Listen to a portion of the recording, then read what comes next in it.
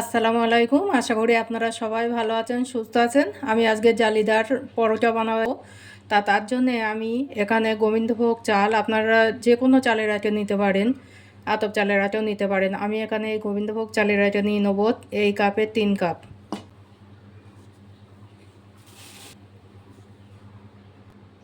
এখানে আমি 3 কাপ আতপ চালের আটা নিয়েছি, গোবিন্দভোগ চালের আটা। তার জন্য আমি এই 1.5 কাপ ময়দা নিয়ে নেব।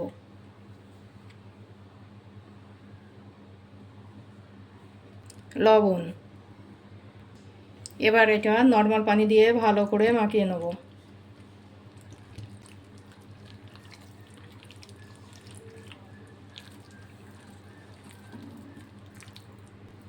আমার এই পাত্রটা ছোট হয়ে গেছে, এটা পাল্টে নেব। পাত্রের মধ্যে এটা নিয়ে নেব।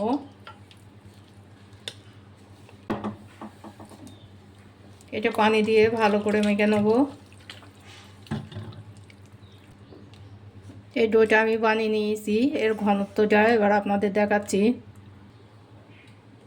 এর ঘনত্বটা এইরকমই হবে, খুব পাতলাও হবে না, আবার খুব ঘনও হবে না।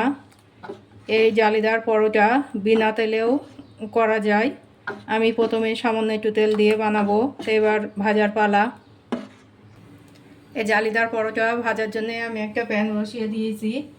এবার এটা সাদা তেল, বেরাস। প্রথমে অল্প একটু তেল লাগিয়ে নেব।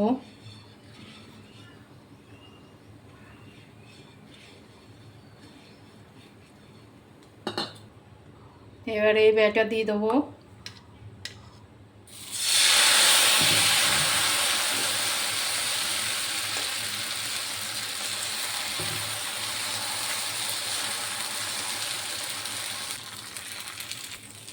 এই যে ধার দিয়ে উঠে আসছে, এই খাবারটা বাচ্চাদেরও দেয়া যায় বিনা তেলে ভেজে।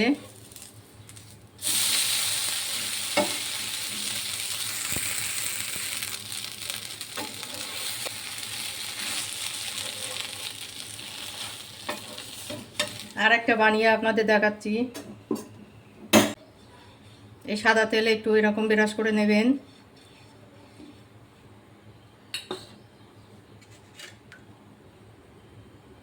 এই ব্যাটারটা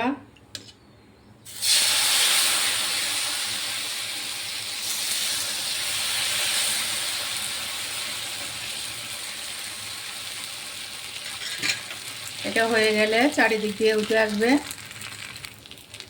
এই দেখুন চারিদিক দিয়ে উঠে আসছে। এইভাবে একে একে সবগুলো ভেজে নেব।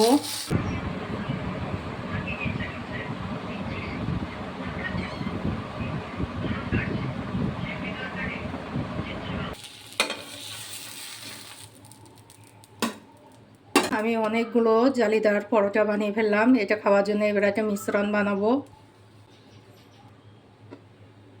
এটা খেজুরের গুড়, এটা হাঁড়িতে দিয়ে গলিয়ে নেব।